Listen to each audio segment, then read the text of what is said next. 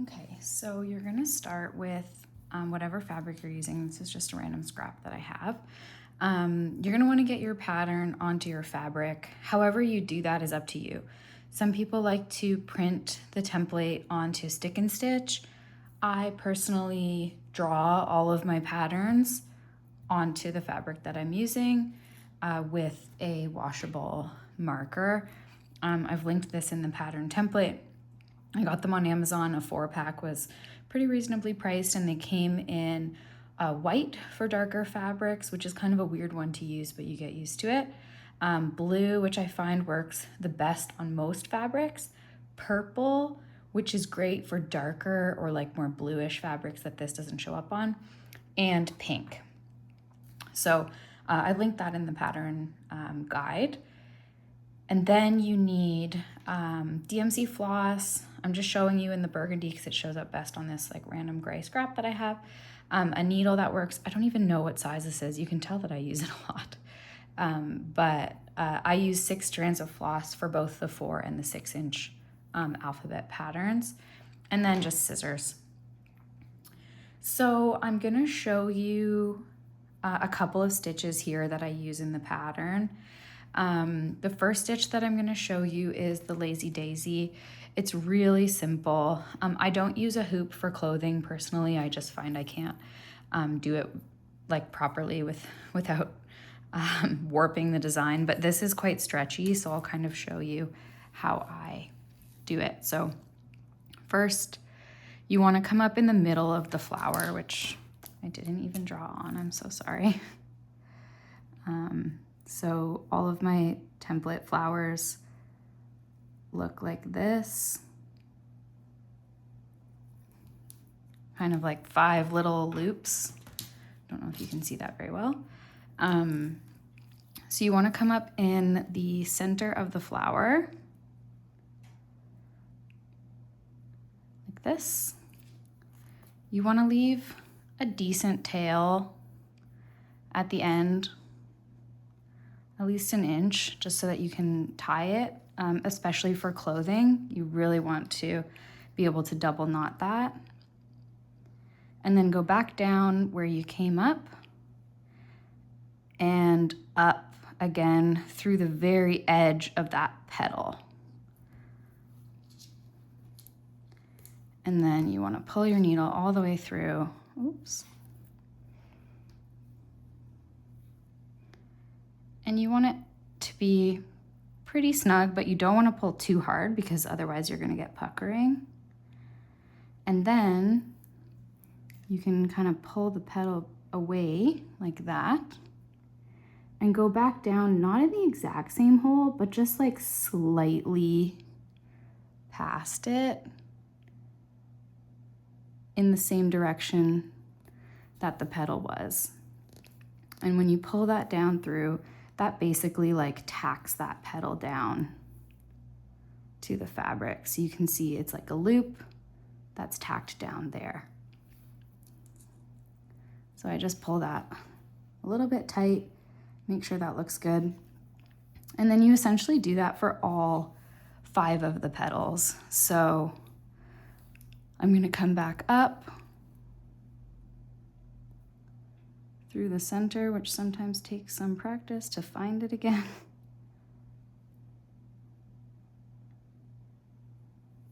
There we go. And then basically, oh, sorry if you can hear my dog barking.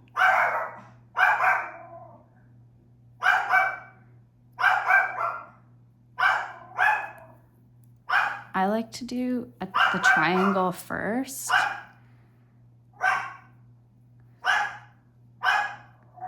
And by triangle, I mean like 1 stitch and then the opposite 2. And then I leave these arms that are gonna be kind of the most quote unquote squished in the pattern.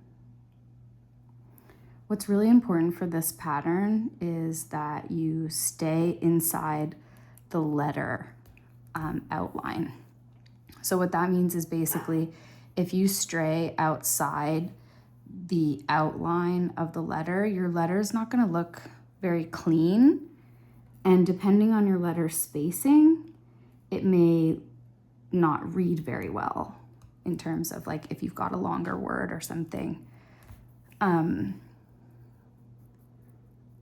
the pattern, I've also included my all lowercase mama stitch pattern, where there is two versions of each letter. So there's 2 different M's and there's 2 different A's, just to add variety to my original design. I didn't make the design with a pattern in mind. I just kind of winged it. But when you go to make an alphabet, you kind of have to choose one like floral pattern, if you will, so that people can print it out.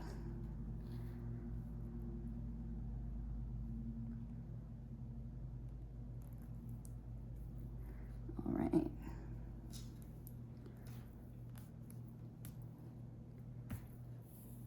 Sorry for the wiggling there. That was a little bit difficult to pull through. I think I went down through too much thread. Anyways, basically, that's your lazy daisy.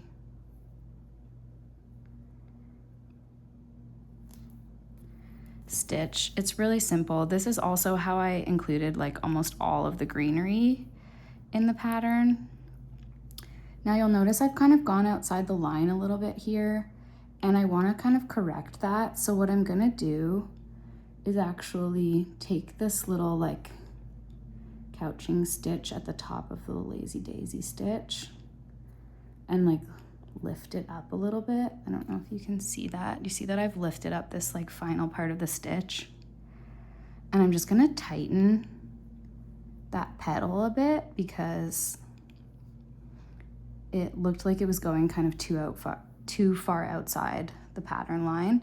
So now that I've done that, I can pull that a bit tighter, and you see how it's like more in line with the letter outline. So you can kind of do that by using the loop end of your needle, or the eye end, sorry, to lift stitches if you need to help them kind of fit a bit better in the pattern. And then the last one, go down through the middle and then up. I want to make sure I'm staying inside that blue letter outline. And it's okay if your petals aren't like symmetrical. That's what I love about florals, is that in nature, nothing is perfect. And so these 2 little arm petals, because they are going to be kind of like cut off from the side of the pattern, are a little bit shorter, and that's okay.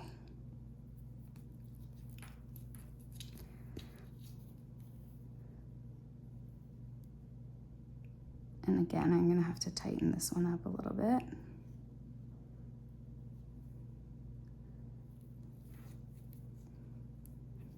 And there's the lazy daisy.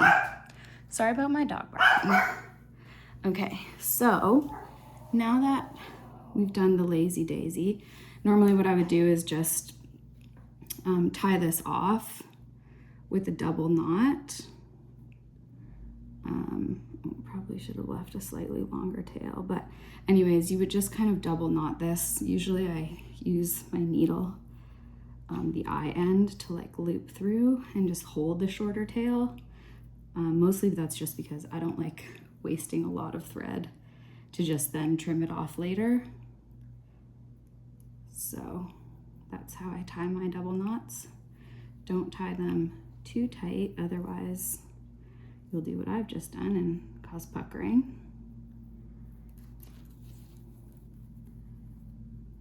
But yeah, there's your lazy daisy there. And you'll see it kind of fits right between the pattern lines. And these side petals are a bit like stumpy, because if I did them the right length, like the correct length to match these other 3, they would go outside the pattern line. But once you put a lazy daisy, or sorry, a French knot in the middle of that, like it's pretty clear that it's a flower. And that's kind of how the whole pattern looks. If you look at the original photos, there's a lot of lazy daisies that have like stumpy petals, and that's okay, because they fit within the outline of the letter. So the next one that we're gonna do is a French knot. I'm gonna show it to you in the middle of the lazy daisy, but you really could use this for greenery as well. For contrast, I'm gonna show you in yellow. So you wanna thread your needle like that. You can use a needle threader if you need to. So for a French knot, you're going to bring the needle up through the center of the lazy daisy or on any of the asterisks in the pattern that I've indicated. I didn't put them in the center of any of the lazy daisies because it just kind of crowds the petal, but it's pretty obvious that this flower needs a center.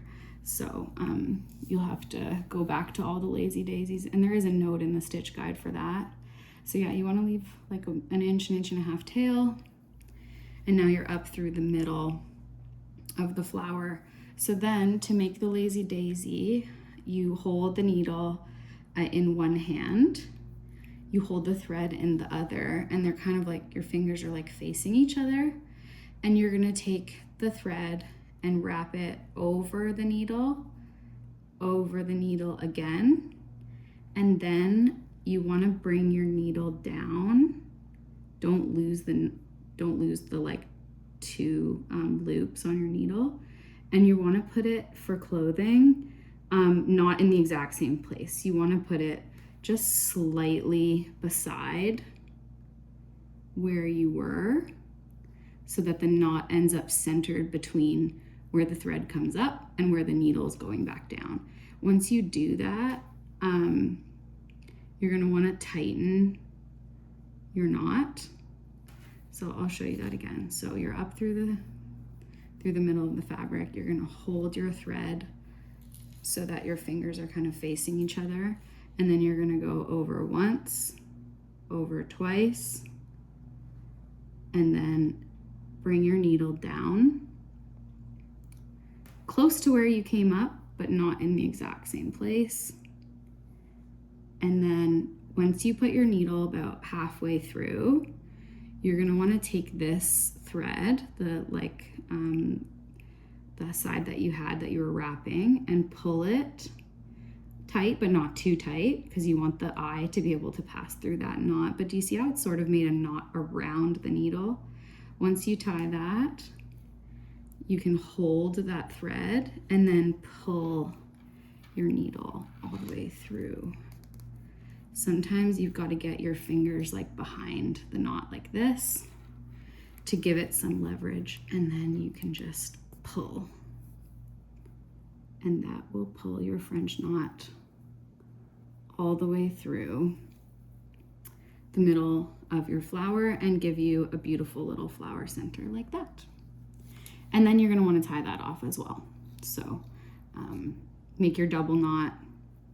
Now I will say, I went and did all of the lazy daisies after I finished all of the petals, like the roses and the daisies. And then I went and did individual French knots in each of the daisies and some of the woven wheel roses. And I tied the first one, but then I kind of went and added French knots like to each one without cutting and tying like a full knot in each one. So it makes it a little bit faster, and you don't have to tie so many knots, which means you're saving thread and like less loose ends. But it does affect the stretch of the fabric if you have a bunch of woven roses, or sorry, if you have a bunch of French knots that have this as one of the tails, because you'll see that obviously DMC thread is not stretchy, and so that will kind of tie those two flowers together at the length that you leave it. So if you pull that too tight, you're going to get puckering and you won't be able to stretch that. The next thing I wanted to show you was the leaf stitch. So I'm just going to pull this through and show you in a different color, maybe this bright pink.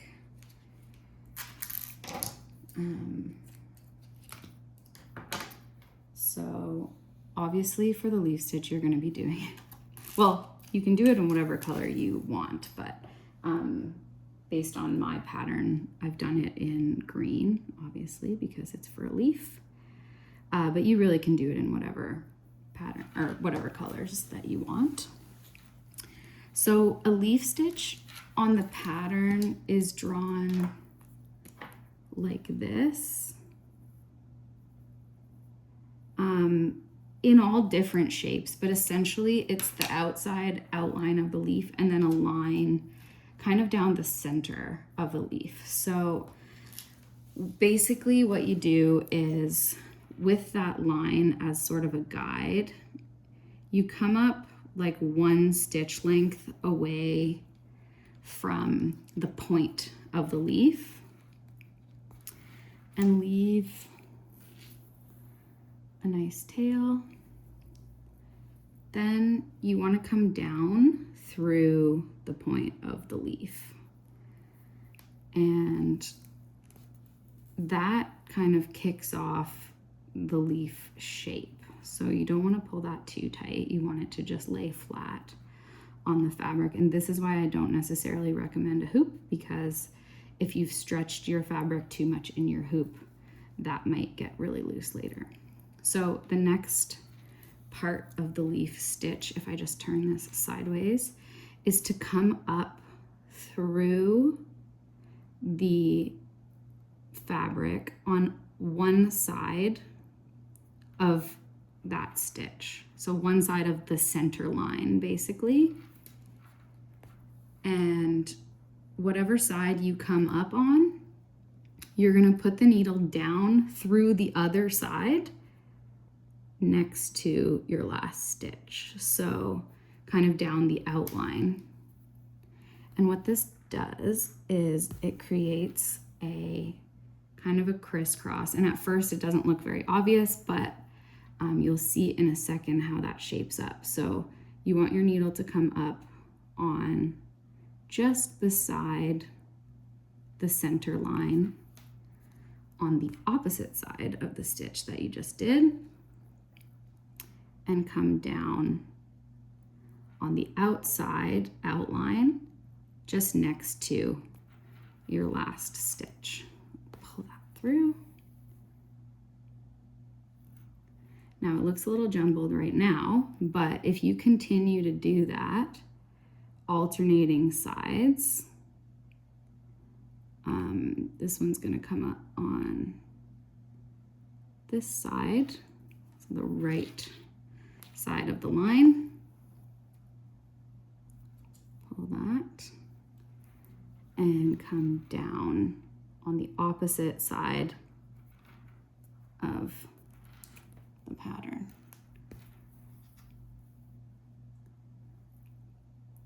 And then same thing here, just the other side. And the first, like the tip of the leaf, like the pointiest part of the leaf, looks a little bit messy at first, but you'll see that it gets covered up pretty quickly once you do the crisscrosses. And those crisscrosses make a beautiful stem down the middle. I don't know if you can see that sort of forming already. And so you're essentially going up just on either side of that center line, switching back and forth each side.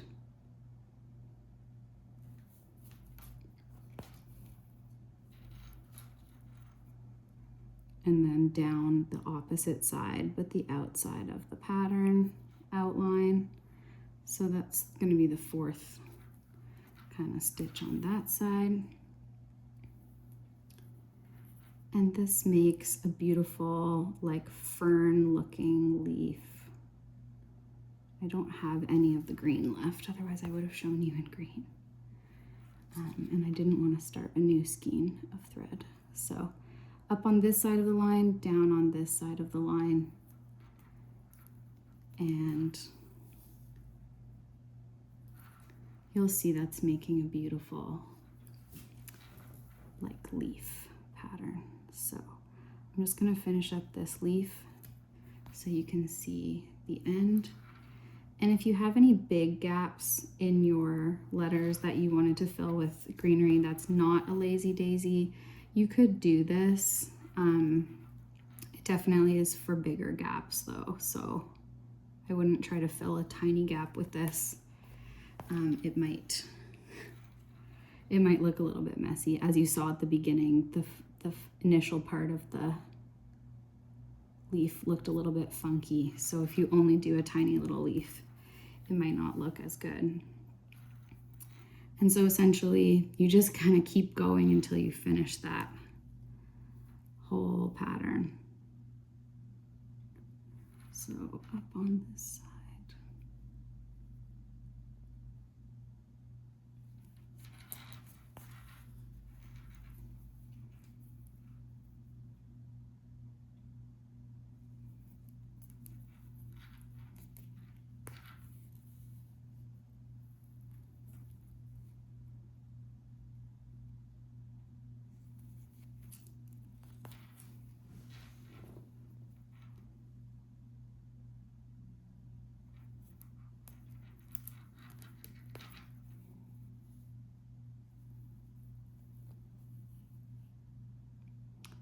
And then when you get to the end of your leaf,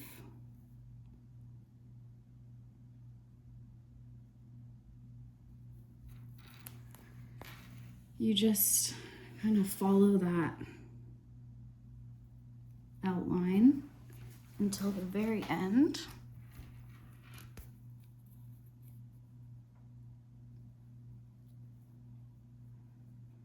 So you see it's almost like braided looking. Now I will say this isn't the neatest work I've done. Probably should have filmed it when I was making the initial sweater. Probably fit one more round of stitches here. So see how it's kind of, the pattern's curving back down? So you just follow that and it'll make a nice rounded edge at the bottom of your leaf.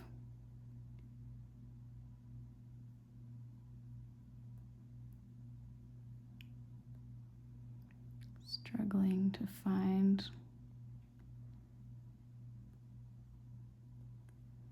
there we go.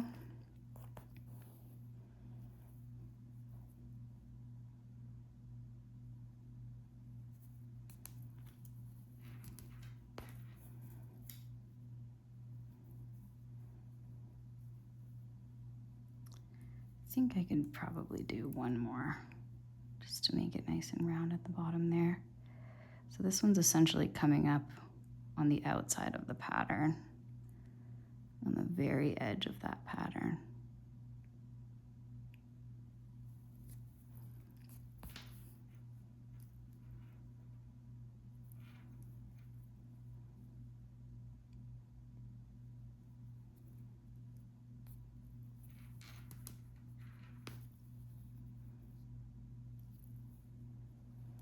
There, and that just makes a nice little leaf, which looks way cuter in green than it does in pink, but yeah, that's basically your leaf stitch. So that's kind of messy, but hopefully you understand kind of what we were getting at there. And it has good movement too, like it stretches okay. So that's the leaf stitch. And then the last one I'm gonna show you is the woven wheel. So this one,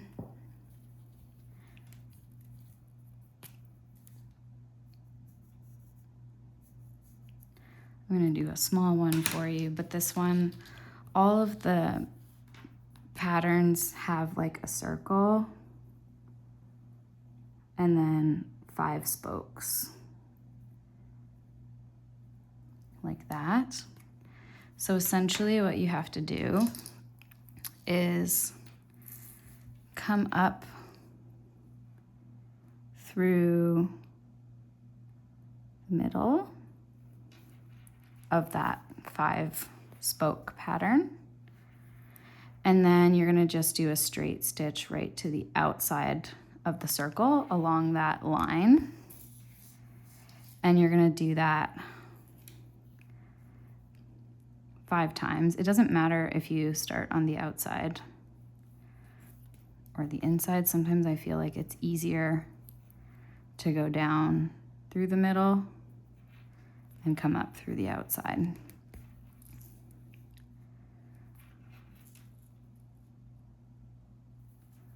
So up through where that line touches the outer circle, down, and you don't want to pull these too tight. You definitely don't want any puckering. And even just like slightly loose is probably better than too tight, because if you have never done one of these before, you will see that we need to actually bring our thread underneath the spoke of the wheel. Sorry, this is hard to pull through. And then last one. So up through where that line meets the circle, and then down through the middle.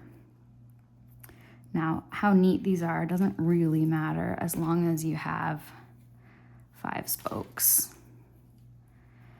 It's gonna look really tiny at first because it's fitting inside that circle, but you'll see in a second that rows take shape. So now you just kind of pick a spot in the pattern close to the center to come up through between 2 of the spokes. You want to get really close to that middle, and you want your working thread on top of your design. Then you're going to take the eye of your needle so that you're not poking any fabric, and you're going to start weaving, which is why it's called a woven rose, over, under. And this is why it's important for your rose to have an odd number of spokes, because if it's even, then your rose will just look kind of funny. So I'm going to go over this one and under the next one, and pull that like fairly tight, over this one and under the next one, and kind of pull that a bit. Don't pull it too tight. I've just gone under, so I'm gonna go over this one, and now you'll see that because there's an odd number, I've gotta go under the original one that I went over. And this is why you don't want your stitches to be too tight, so you can weave nicely. So then it's over and under, and you're going to continue to weave this until the rose is the right size. So you see that blue line, and you basically want to make it as wide as your letter pattern. So don't let the rose get too wide, otherwise it will fall outside of those lines, the letter outline guide, and if you do that, then your letters are going to look wobbly and maybe not as clear. So over, under, and now you see that rose is starting to take shape. Over, under,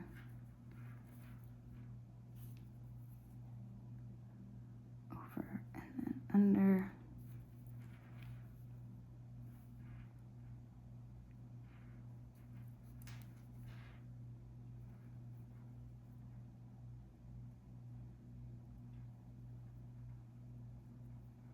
You want to make sure you're not catching any of the previous petals, or I guess petals, but yeah, rounds. And you don't want to pull too tight, otherwise it'll just get sucked under the rose and you won't see it. And then when you hit your outline on the outside, you can take your sharp end of your needle, and in the next petal that you were about to wrap under, you just put your needle down through the fabric, kind of where you were about to like thread it under. And don't pull too tight, otherwise you will lose the round, and then your rose is complete, and it has all these beautiful little, well, woven petals to make a beautiful little rose. So that's pretty much the pattern. If you don't know how to do a whipped backstitch, there's a ton of tutorials, but maybe I'll just show you quickly right now with the burgundy. Let me pull this up for 1 second. Okay. So, sorry.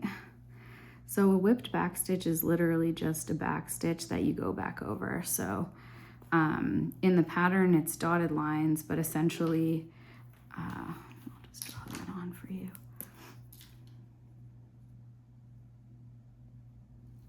So if the pattern has a dotted line or a dashed line, you just want to do your first stitch. So you come up through the fabric and then down, and don't pull it too tight. You want the stitch to lay flat. What you're going to do is then go a stitch length away, but still on that line. Come up through the fabric. Don't pull too tight. You don't want any puckering. And then you're going to go back down through the closest part of the previous stitch. And it's called a back stitch because if you're going in this direction, you're stitching back over yourself. So again, you're going to come up about a stitch length away and then back down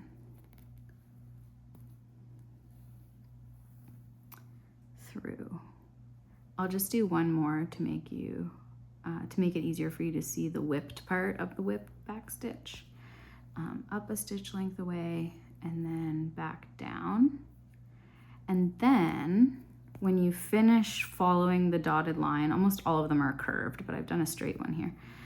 What you want to do is you want to come back up through, sorry about my dog. You want to come back up really close to the very end of your line. And you're going to take the eye of your needle, not the sharp part, and you're gonna whip it, which means tuck the thread under from right to left. And then again, you're gonna bring the thread back over to this side and continue to go right to left. And what that does is it whips the stitch. So see how it's become sort of lifted a little bit off the fabric? And it creates a beautiful, like, almost like a rope. Which looks really nice in a green to make like stems and stuff like that. And then if you pull it a little bit taut to straighten it up, you'll see that it's created like a little wrapped stem, and that is a whipped backstitch. And those are all of the stitches that you need to know. When you're filling in between flowers and stuff with greenery, you're doing single lazy daisy stitches to do flower centers and other greenery if you wanted to drop some. To me, they kind of look like tiny roses. You can pop them in around in different colors to add variety of color and whatnot. But yeah, those are all the stitches you need for this pattern. Thanks for watching.